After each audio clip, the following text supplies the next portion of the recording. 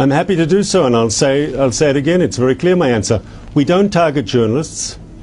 We target Hamas. And we had 3 examples now where Hamas used communication facilities on the top of buildings where journalists were.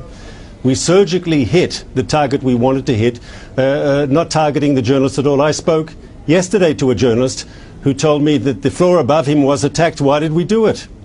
And I said, why don't you go upstairs and have a look? But come on, Mr. Regev, it was in fact part of the Hamas structure. Yes, but come on, rockets don't stop at a roof. If you say the antennas are on the roof, you know you've got the intelligence that journalists were all over that building, all inside.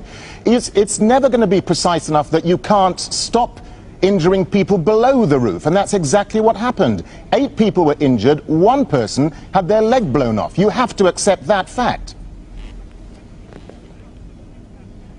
As far as I know, no foreign journalists were hurt whatsoever. You can correct me if you know different information. That we were surgical, that we took out the target that we wanted to take out. Mr. Regev, you can't sit there and say no journalists were injured. It's all over the world media today, in every single country. There are pictures of the journalists who were... You cannot sit there and say no journalist was injured. Those are the facts. In this airstrike, 8 journalists were injured, 1 person had their leg blown off.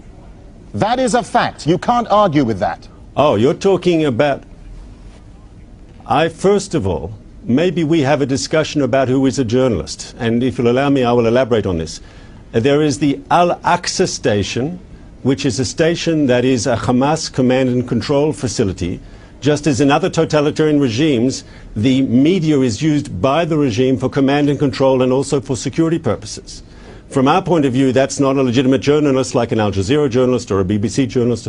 There were foreign journalists, Mr. Regev, there were foreign journalists in that building. There were foreign journalists in buildings near to that building. None of whom were hurt, sir. Let me remind you. So what none of whom were hurt. So what are you saying? That a local Arab journalist's life is any less than an international journalist?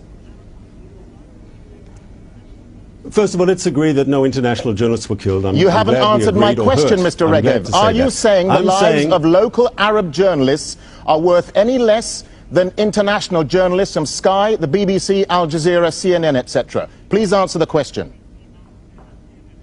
Yes, I will answer it unequivocally. Unconditionally, no. We see all journalists as legitimate people. We know Israel, unlike the country where you're broadcasting from, Israel has a free press. We pride ourselves on having an open and free democracy.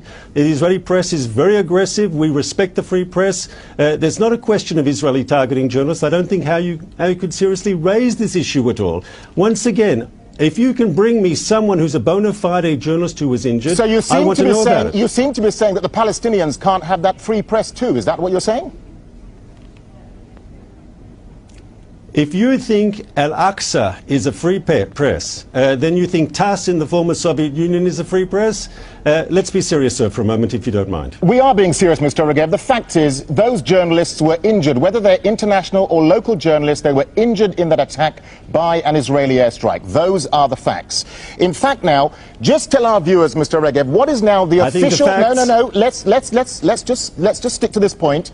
What is now the official Israeli response to the fact that journalists, whether local or international, were injured in this attack? Will Israel apologize for the injuries caused in this attack?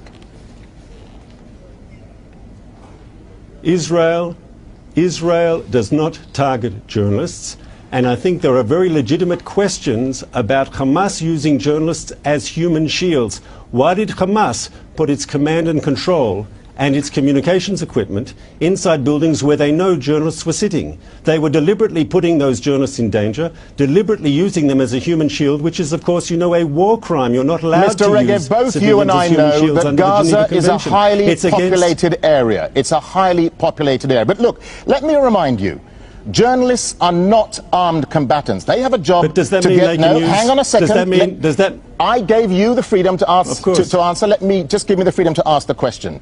Those journalists in Gaza have a job to get the story out. So please, let's just wrap this up. Explain to the millions of people watching Al Jazeera now why Israel targeted exactly the same building when you knew yesterday that 8 journalists were injured in the same buildings yesterday. You clearly are targeting the media, aren't you? You're shooting the messenger.